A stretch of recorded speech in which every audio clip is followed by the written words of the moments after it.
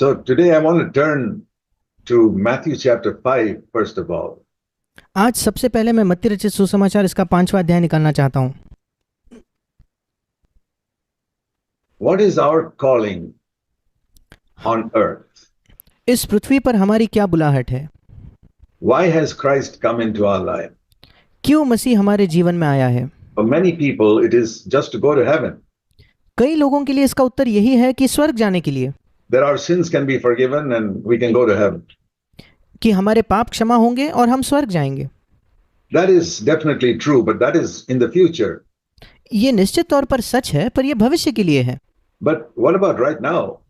पर अभी का क्या? Is it just to go to church and attend meetings? क्या सिर्फ हमें कलीसिया में जाना है, अलग अलग सभाओं में शामिल होना है क्या? Yeah, that is one part of it. हाँ, ये इसका एक हिस्सा है। But there is something Jesus said in Matthew chapter 5. पर यीशु मसीह ने मत्ती उसके 5वें अध्याय में कुछ कहा। Please turn with me to Matthew chapter 5. मेरे साथ निकालिए मत्ती रचित सुसमाचार उसका 5वां अध्याय। Here he spoke about certain qualities that we must have as Christians. यहाँ यीशु ने कुछ ऐसे गुण के विषय में बताए, ये गुण हमारे अंदर होने चाहिए, हम जो मसीही हैं। I'm not going to go into it in detail. You can take your own time to read it slowly. मैं हर एक वचन को उसमें नहीं जाऊंगा, आप अपने समय में बड़े धीरे से इसे पढ़ सकते हो। But at the end, that is in Matthew 5 verse 3 to 12. ये मत्ती रचित सुसमाचार उसका 5वां अध्याय 3 से लेकर 12 वचन में है। He's speaking about certain qualities we must have. अब वो कुछ गुणों के बारे में बता रहा है जो हमारे होने चाहिए। That we must be, verse 3, poor in spirit. तीसरा वचन, हमें आत्मा में दीन होना है। That is being humble. इसका मतलब नम्र होना। And then we must mourn for our sins. और उसके बाद हमारे पापों के लिए शोक करना। And then we must be gentle in our dealings with people. और लोगों से हमारा जो व्यवहार है उसमें हमें कोमल होना है, Especially in our home. विशेषकर हमारे घर में। And verse 6, we must always long to be more and more righteous. और छठे वचन में हमें हमेशा ये लालसा होनी चाहिए कि हम ज्यादा और ज्यादा धार्मिक हो। That means however holy you are right now, don't be satisfied with that. Long for more. इसका मतलब आप अभी कितने भी पवित्र क्यों ना हो, उससे संतुष्ट ना रहे और पवित्रता की चाहत रखे। And here's verse 7, a very important quality. We must be very merciful to other people when we see them fail. और यहाँ 7वां वचन में बहुत महत्वपूर्ण एक गुण है, हमें बहुत ज्यादा दयावंत होना है दूसरों के प्रति जब हम उनको देखते हैं कि वो असफल हो जाते हैं। Or when they do some harm to us, we must forgive them. Be merciful. या अगर वो आपको हानि पहुंचाते हैं तो हमें उन्हें क्षमा करना है, दया दिखाइए। Somebody gets angry with you. Be merciful. Forgive them. कोई आपसे गुस्सा होता है, दयावंत रहिए, उन्हें क्षमा कीजिए। And then it says we must be pure inside, not just outside. Verse 8. और फिर 8वां वचन कहता है कि हमें अंदर शुद्ध होना है, केवल बाहरी तौर पर नहीं। And then we must be peacemakers. We must be known as people who will never fight with anybody. उसके बाद हमें मेल कराने वाले इस प्रकार से हम जाने चाहिए, मतलब हम ऐसे लोग हैं जो किसी से लड़ाई झगड़ा नहीं करते। Must have a testimony. Nobody can fight with me. आपकी एक गवाही होनी चाहिए कि कोई भी व्यक्ति आकर मुझसे लड़ाई नहीं कर सकता। You can shout and fight at me, but I will not fight back. आप सामने से मुझ पर चीखो, चिल्लाओ, झगड़ा करो, पर मैं वापस में आपसे नहीं झगड़ा करूंगा। Not in my home, not in my office, nowhere. ना मेरे घर पे, ना मेरे दफ्तर में, ना कहीं भी। And when we stand for the Lord like this, और जब हम इस प्रकार से प्रभु के लिए खड़े होंगे, we may be persecuted by others. Verse 10. 10वां वचन, दूसरे हमारा सताव करेंगे, But that is part of our calling.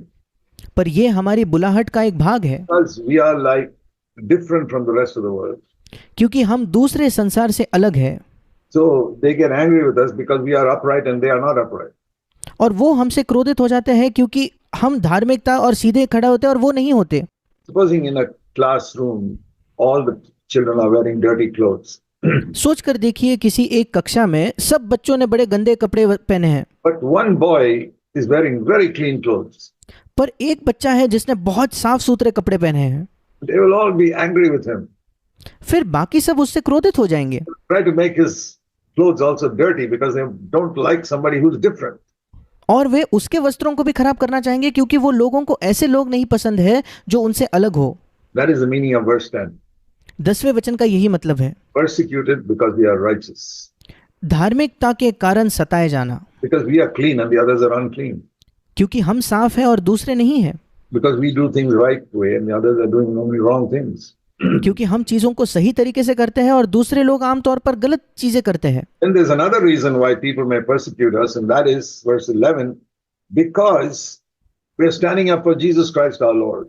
फिर एक और कारण है 11वें वचन में क्यों लोग हमें सताते हैं, क्योंकि हम अपने प्रभु यीशु के लिए खड़े हैं। And all the people who have other religions will stand against us, saying, You are being a fanatic. और सारे दूसरे लोग जो किसी और धर्म के हैं वे हमें सताएंगे, क्योंकि वो कहेंगे कि हम बहुत कट्टरपंथी हैं। Now, when you read of all these things, you say, Lord, how in the world can I live like this? It's so difficult. जब आप इन सारे वचनों को पढ़ते हो आप कहोगे कि प्रभु किस प्रकार, कैसे मैं ऐसे जी सकता हूँ, ये कितना कठिन है। And that's why He's asked us to pray that we will be filled with the Holy Spirit. इसी वजह से प्रभु ने हमसे कहा कि हम प्रार्थना करें कि हम पवित्र आत्मा से भर जाएं।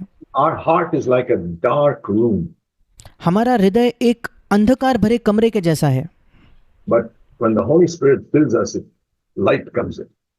पर जब पवित्र आत्मा हमें भरता है तो ज्योति अंदर आती है। See, we can see each other because there's light. अब हम एक दूसरे को देख पा रहे हैं क्योंकि यहाँ ज्योति है। If you turn off the lights, you won't be able to see. अगर आप लाइट को बंद कर दो तो कोई आपको देख नहीं पाएगा। So, there are two things Jesus said here. और यहाँ यीशु ने दो बातें कही। What are we supposed to be in the world? हमें इस संसार में किस प्रकार से होना है। After saying all these qualities, ये सारे गुण बताने के बाद He said in verse 13, 13 वचन में उसने कहा, if you have these qualities, you'll be like the salt in the earth. अगर तुम्हारे अंदर ये गुण है तो तुम इस पृथ्वी के नमक की तरह बनोगे। Now, all of us know the difference that even a little bit of salt makes in our food. अब हम सब जानते हैं कि हमारे भोजन में अगर थोड़ा सा भी नमक हो तो वो कितना फर्क लाता है। When you taste food, in 1 second, you can know whether there is salt there or not. जब आप भोजन को चखते हो 1 सेकंड के अंदर आप पता चल जाता है आपको कि उसमें नमक है या नहीं है। All of us. हम सब। It has got nothing to do with education or no education. ये हमारे पढ़ाई से या पढ़ाई की कमी से इसका कोई ताल्लुकात नहीं। God has made our tongue sensitive to salt. परमेश्वर ने हमारी जबान को नमक के प्रति संवेदनशील बनाया है। And normally, we all like to eat food with salt. और आमतौर पर हम सबको नमक के साथ खाना खाना पसंद है। I believe salt is one of the gifts God has given us to make our food tasty. मैं विश्वास करता हूँ कि नमक एक वरदान है जो परमेश्वर ने हमें दिया है ताकि हमारा भोजन स्वादिष्ट हो। To me, it's a mark of God's love. मेरे लिए मैं तो उसे देखता हूँ कि ये परमेश्वर के प्रेम का एक चिन्ह है। Even a small thing like giving us salt on this earth. एक छोटी सी चीज कि हमें इस पृथ्वी पर नमक देना। When there's so much sin in the world, God could have punished the world by saying, okay, no salt anywhere. जब संसार में इतना पाप था तो परमेश्वर हमें दंड दे सकता था ये कह के कि इस संसार में नमक ही नहीं होगा। Can you imagine what your food would be like? No salt in any of your food. क्या आप कल्पना कर सकते हो आपका भोजन कैसे होगा कि आपके भोजन में नमक ही ना हो। Even a small thing like that is a mark of God's goodness. इसके समान एक छोटी सी चीज भी परमेश्वर के भलाई का एक चिन्ह है। Have you ever thanked the Lord? Lord, thank you for giving us salt on this earth. क्या कभी आपने प्रभु को धन्यवाद किया है कि प्रभु तेरा धन्यवाद कि इस पृथ्वी पर तूने हमें नमक दिया। We are such sinners on this earth, but you could have punished us by giving us no salt. हम ऐसे पापी हैं इस पृथ्वी पर तो हमें दंड दे सकता था, हमें नमक ही नहीं देकर। We must learn to be thankful for even the smallest things. सबसे छोटी से छोटी चीज के लिए भी हमें धन्यवादी होना सीखना है। A humble person will be thankful for the smallest things. एक नम्र व्यक्ति छोटी छोटी चीजों के लिए भी धन्यवादी होगा। If there's a poor man on the street begging for money, even if you give him a little bit of money, he's thankful. एक गरीब व्यक्ति जो सड़क पर भीख मांगता है उसको अगर आप थोड़ा सा भी पैसा देते हो वो धन्यवादी होगा। That is a mark of humility, that I'm thankful to God for the smallest things that God does for me. ये नम्रता का एक चिन्ह है कि मैं प्रभु के प्रति धन्यवादी हूँ उस छोटी से छोटी बात के लिए जो प्रभु मेरे लिए करता है। Here Jesus said we are to be like the salt in the earth. यहाँ यीशु ने कहा कि हमें इस पृथ्वी के नमक के समान होना है। That means we must be giving some taste to this earth, which is a tasteless, sinful world. इसका मतलब हमें इस पृथ्वी को, इस संसार में नमक की तरह स्वाद देना है जिसमें पाप की वजह से कोई स्वाद नहीं है इस संसार में। Taste of purity and love शुद्धता और प्रेम का स्वाद and humility. और नम्रता का स्वाद। These are three things that the world does not have. ये तीन चीजें हैं जो इस संसार के पास नहीं है। There is no purity in the world. इस संसार में कोई शुद्धता नहीं है। Everywhere is impurity. इस संसार में हर जगह अशुद्धता है। There's stealing, telling lies. चोरी करना है, झूठ बोलना है and sexual impurity. और यौन संबंध में अशुद्धता। The most popular movies are all with sexual impurity. सबसे ज्यादा लोकप्रिय चलचित्र वही होते हैं जिसमें बहुत ज्यादा अशुद्धता हो। That shows how corrupt this world is. ये यही दिखाता है कि ये संसार कितना भ्रष्ट है। And in the midst of this, we are to bring taste to it by being different. इस सब के बीच में हमें स्वाद लाना है अलग होकर। Now you say we are very few. पर अगर आप कहोगे कि हम तो बहुत कम है संख्या में, Believers are very few. विश्वासी बहुत कम है, There are, even among all those who claim to be Christians, maybe 5% are really believers. और जो लोग विश्वासी होने का दावा करते हैं उनमें भी केवल 5% ही मसीही सच्चे विश्वासी होंगे। Less than 5%, maybe 1%. शायद 5% से भी कम, 1% केवल। But you know, if you put a little bit of salt into food, पर आप जानते हो कि अगर आप भोजन में थोड़ा सा नमक डाल दो, you don't even need a teaspoon. आपको चम्मच भर नमक डालने की जरूरत नहीं होती। So little salt. The salt doesn't say, oh, I'm so little, how can I give taste to this whole food? बहुत कम नमक लगता है। नमक ये नहीं कहता कि मैं कितना कम हूं, मैं कैसे पूरे भोजन में स्वाद लाऊं। How much salt do you put into your food? आपके भोजन में आप कितना नमक डालते हो? You have a plate of food, there's no salt. अगर- You add very little.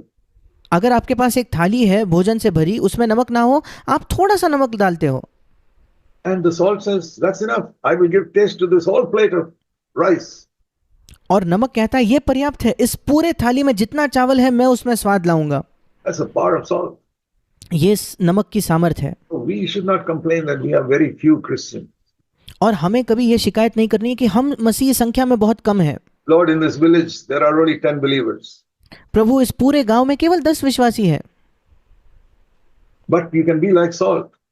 पर आप नमक के समान हो सकते हो। But Jesus once said, यीशु ने एक बार कहा, let me show you that verse in Luke 14. मैं उस वचन को दिखाता हूं, लूका उसका 14 अध्याय।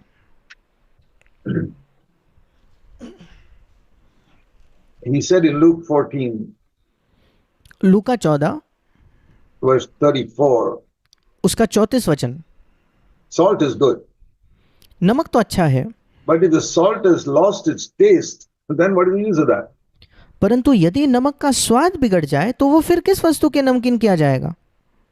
If it looks like salt, but there's no taste in it, वो दिखेगा नमक की तरह पर उसमें स्वाद ही ना हो तो then it is useless, it says in verse 35. 35 वचन कहता है कि फिर वो निकम्मा है, किसी काम का नहीं। It says even to put some salt in the soil. Some people put salt in the soil to get good crop. और जमीन में, मिट्टी में कुछ लोग नमक डालते हैं ताकि उनकी फसल अच्छी आए, But he says it is useless even for that.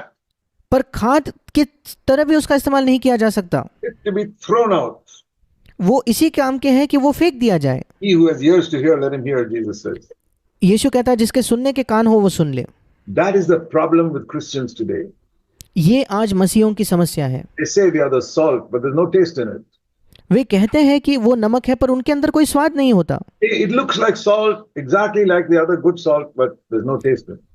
दिखता वो बिल्कुल नमक की तरह है, अच्छे नमक की तरह ही दिखता है, पर उसमें स्वाद नहीं है। So when we read something like that, I need to ask myself, am I just claiming to be a Christian, or do I have the qualities that Jesus said a Christian should have?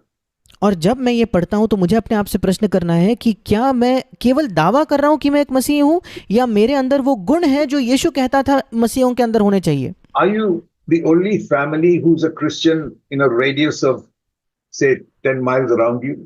सोच कर देखिए, आपके घर से 10 मील के एक गोले में क्या आप इकलौते मसीही परिवार हो क्या? You can be a witness there. Little bit of salt is enough.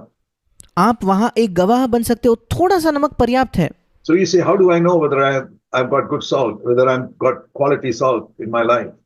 फिर आप कहोगे कि मैं कैसे जान सकता हूं कि मेरे अंदर अच्छी गुणवत्ता का नमक है या नहीं है जीवन में?